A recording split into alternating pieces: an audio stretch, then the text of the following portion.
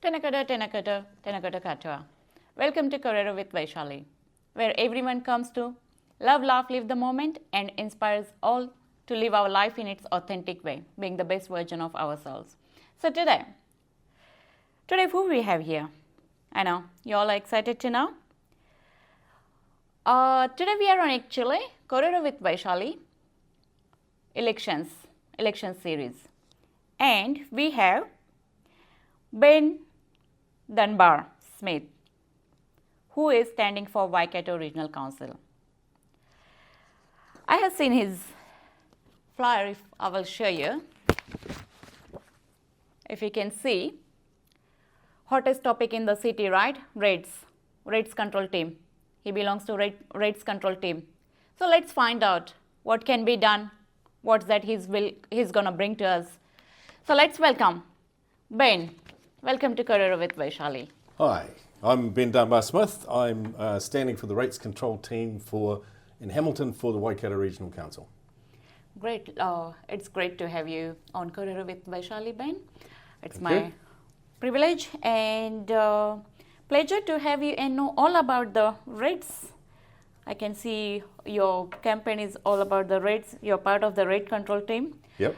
So at the moment, I think it's a hot topic in the town. So It is, yes. Everyone wants rates to be gone down. So let's hear all about that. All right, shall we get into it? Okay, absolutely. Yes, perfect. First thing first, could you please introduce about yourself, or a little bit about your personal life and more about your professional life maybe? Okay, Thank you. absolutely.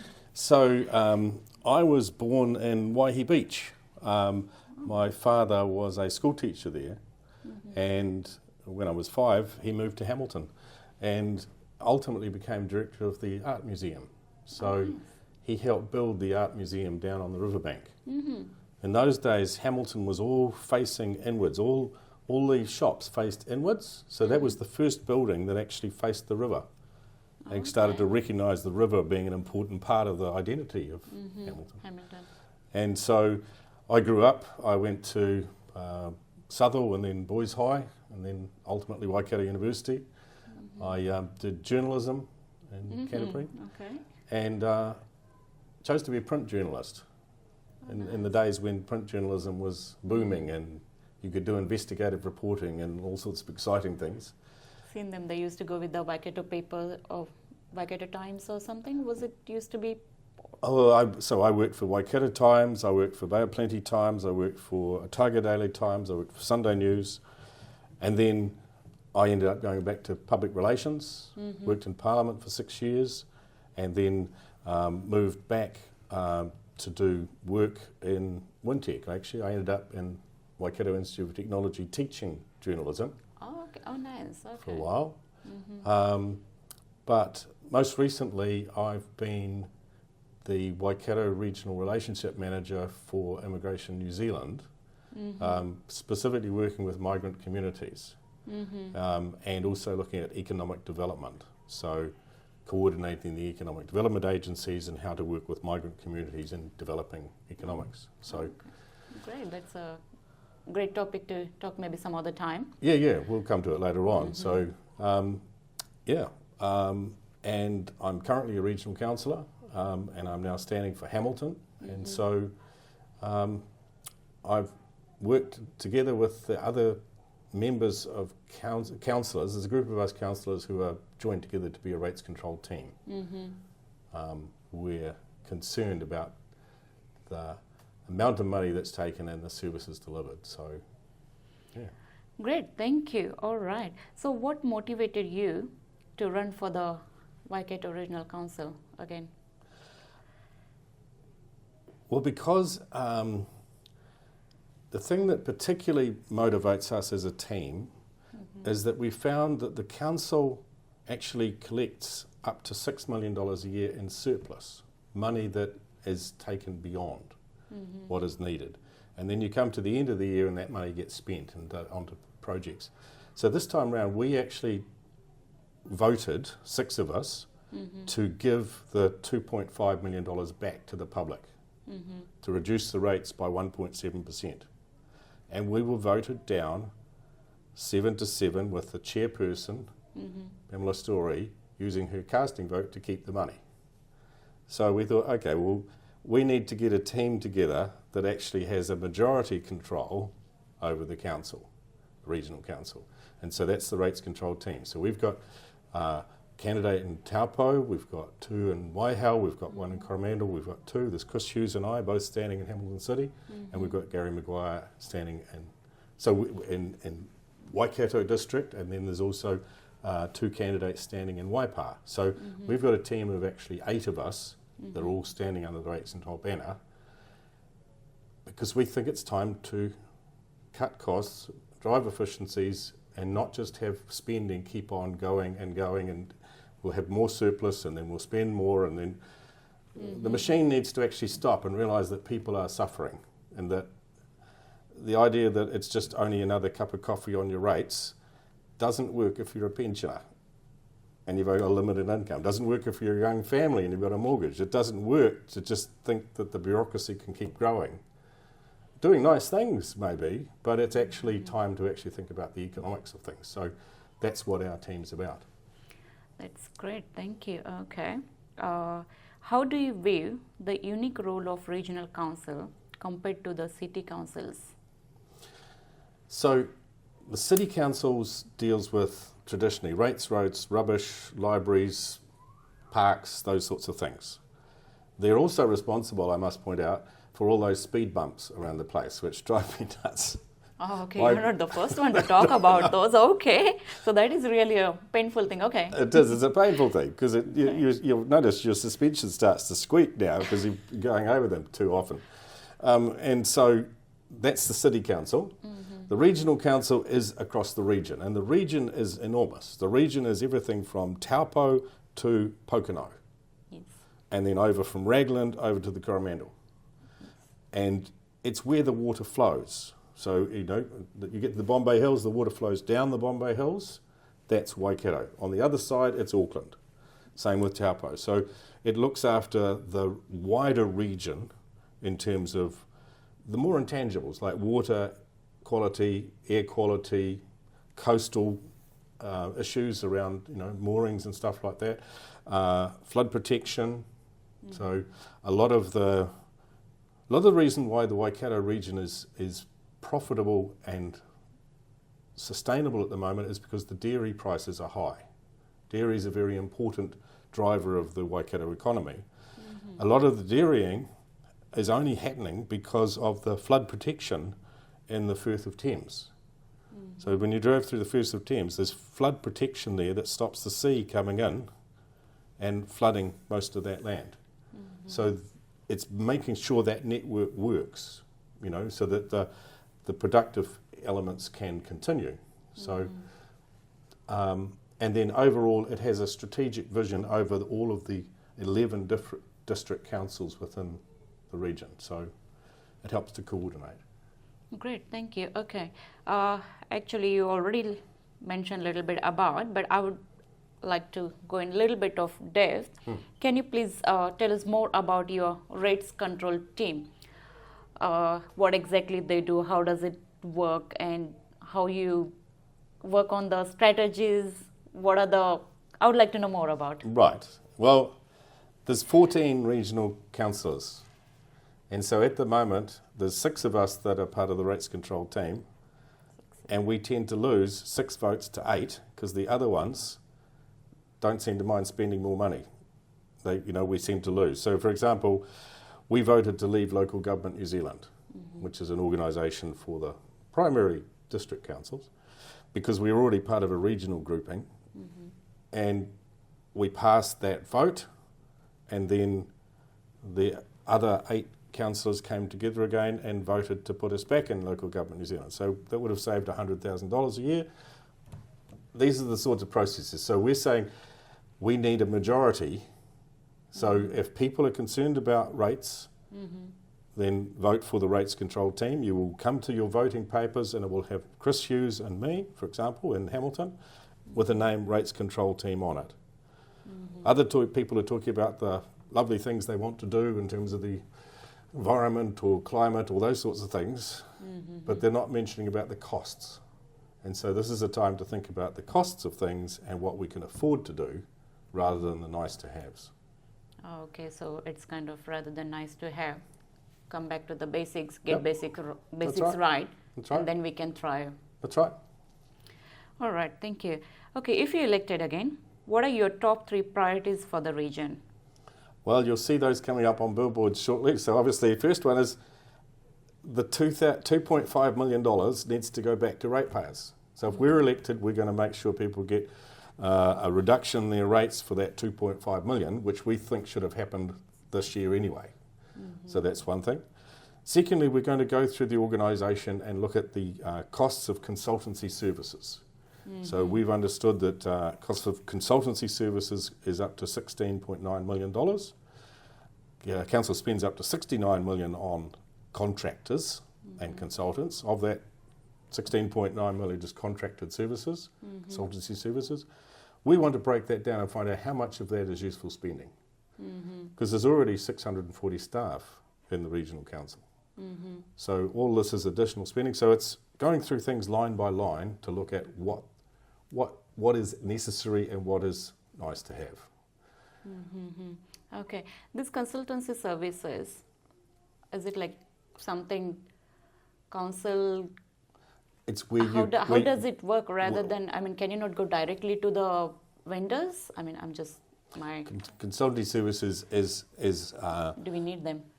well, that's the question. We've got to go through line by line by line, and work it out. So, sure, what we do need is we contract people to run the buses.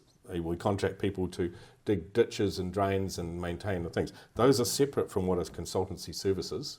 Yes. And we need to go through and check which of those are useful and which aren't. So sometimes we might need them as well. Okay, That's right. It's not, okay. Yeah. Now, great, thank you. What's one bold idea you have for the Waikato that most people aren't talking about? Well, because I've spent 6 years working with migrant communities in Hamilton and the Waikato, I'm aware of how underrepresented that voice is when it comes to regional council. There's 160 different migrant communities in Hamilton alone, and predominantly Chinese, Indian, Filipino, and some South African. But we don't hear their voice in all of the planning that we're doing, I've found. Recently, they did a strategic inventory, which is leading towards a policy change document that they're required to do. And it had a section called Culture and Heritage. And it was all about Maori culture and heritage. And I said, well, wait a minute, what about other cultures and other heritages in this document? And so they're going to go back and look at that again. But if we don't put our hands up and say there are other voices here that need to be heard, should the temples be listed, other than just the maps of the marae? Should there be things such as the museum listed? What about cultural things that are actually wider cultural or European cultural? It's important that the whole of the community is considered, not just the particular focus that's there at the moment. I think that voice has been lost. When we go out for consultation, I'm not convinced that we go and talk to Indian, Chinese and Filipino communities, which we should do. There should be somebody coming in when we're doing this sort of work and giving that voice. So I'm going to make sure that that happens. And I don't think that's something anyone else is thinking about in the Regional Council. Oh, okay, so equality. Yeah. Great, thank you. What actions should the council take to better protect our rivers, lakes and wetlands? So we have problems coming with things like koi carp. I don't know if you've seen koi carp. Those yellow or orangey fish that are in the rivers. They're a pest fish. They're actually invading a lot of the waterways, and they're also causing a lot of harm to native species. They also dig under the riverbanks and they excrete, so they're polluting at the same time. So council needs to start looking at that more clearly. We need a strategy to deal with that because they're actually causing a lot of environmental damage. So there's those sorts of things. And we also need to make sure that the flood protection systems work properly.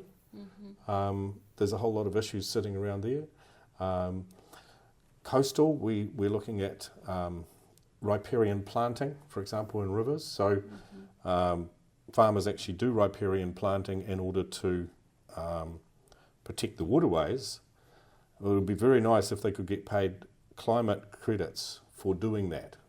It can only happen when you join up a certain block and have a certain dimension, but that's something we need to work on with the Climate Commission. Okay, great, thank you.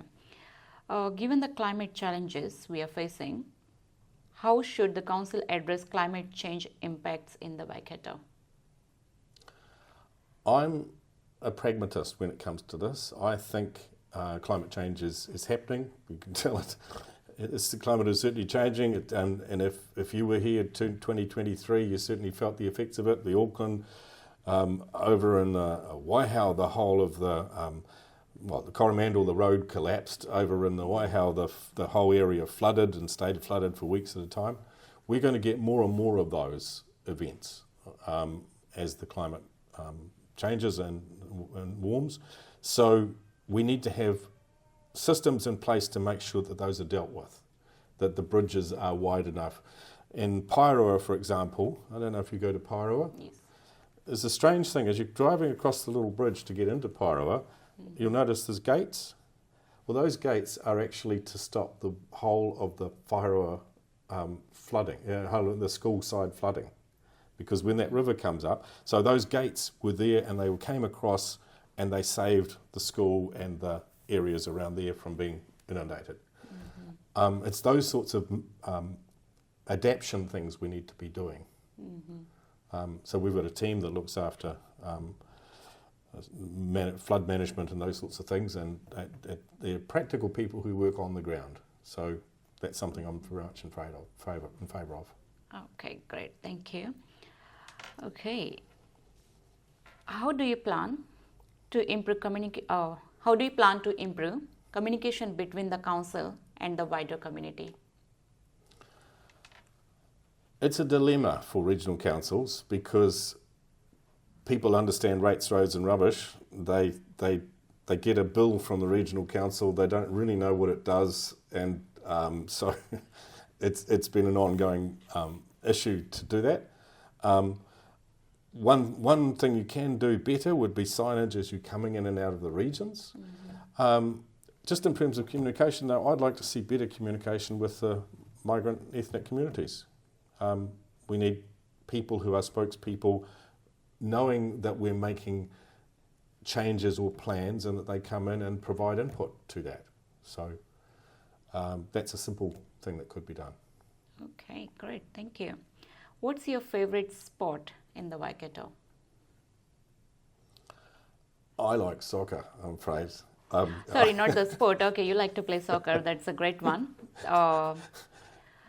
What's your favorite place? Oh, yeah, I thought you said sport. I thought that's a different question. I mean, maybe having rugby and matches going on. I think I was going to have to talk about the rugby and all yeah, I know. On everyone's mind, I think that's what is going on. Okay, so yes. Te Aroha hot pools. There you go. Oh, is that your favorite one? Well, okay. It's really nice to go and relax in hot pools, and they've got some of the best facilities in the whole country. So, yeah. Oh, great. Okay, thank you. If you had an unlimited budget, what would you fix today or tomorrow? Well, firstly, I'm not willing to live in a fantasy land where I have an unlimited budget, because that's what the rates control team is about. I think people have been thinking that too long, as if we had an unlimited budget. But I think one of the things we really have to deal with is the electricity crisis. And the Waikato has it's up to 50% of the electricity generation happens here, because if you think about it, you've got Huntly, you've got wind farms, you've got geothermal, and you've got hydro. I think we need to focus more on geothermal. We need that base load electricity supply coming through. It's difficult to carry on burning coal at Huntly to keep the system going, but that's the only option because we're running out of gas. And that's having a major impact on industries now, manufacturers and tree plants and things like that aren't able to keep going because they've been built on gas in the anticipation that will keep going. So we're facing a bit of a crisis with that, and I think geothermal is the answer. Okay, great. Thank you. For someone who's never voted in regional council election before, why should they vote, and why should they vote you? Well, why they should vote is because it's democracy and it's important to put your voice forward. You will get a little pamphlet in the mail which has got a whole booklet of people, and unfortunately by the time you get to the back to the regional council you will look through 27 candidates in the west and 18 in the east, and then 5 mayoral candidates and 3 Māori candidates.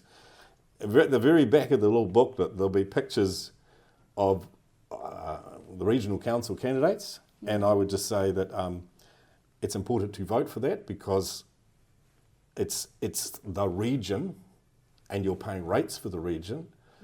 But bear in mind that the voting system for the councils is 1, 2, 3, 4, 5, 6. It's proportion, it's a different sort of voting system. We're first past the post. You tick the ones you want. There's only 4 you can choose. So we're saying of those 2, vote rates control, which is Chris Hughes and myself. Okay, great. Thank you. All right. Do you have anything to say, anything that we haven't covered? Would you like to tell us about anything? I think it's been a very interesting and thoughtful interview. Thank you very much. And I'm delighted to see that you're doing this work, because as a regional council candidate, there's very few opportunities to actually speak to the public. They're having all these meetings for the candidates, and there's only one so far that's agreed to actually have any regional councillors speaking. I wish I had the, freedom of, or maybe place Unlimited where I budget. could unlimited, yes, exactly, unlimited budget and time freedom. Yes. Maybe I would have definitely loved to do something, but unfortunately I think we are almost near to the elections, and maybe, yes, if you get elected, definitely this will be the platform anytime, every time, whatever you would like to pass on the message and that best you're doing, delivering for the community. Yes, I'm absolutely. more than happy to have you all on board. Good. So that's great. Thank you. Any message for audience? Vote rates control for regional council. Thank you very much. Great. Thank you. Thank you so much, Ben. Thanks Cheers. for coming on Kōrero with Vaishali. It's been a great pleasure to know. And great to know that there is a rate control team who can control the rates. That's a wonderful thing. Yep. Awesome. Thank you. Thank you, everyone. Yes, please. Future depends on your vote. So please don't forget to vote. Your vote counts. Thank you.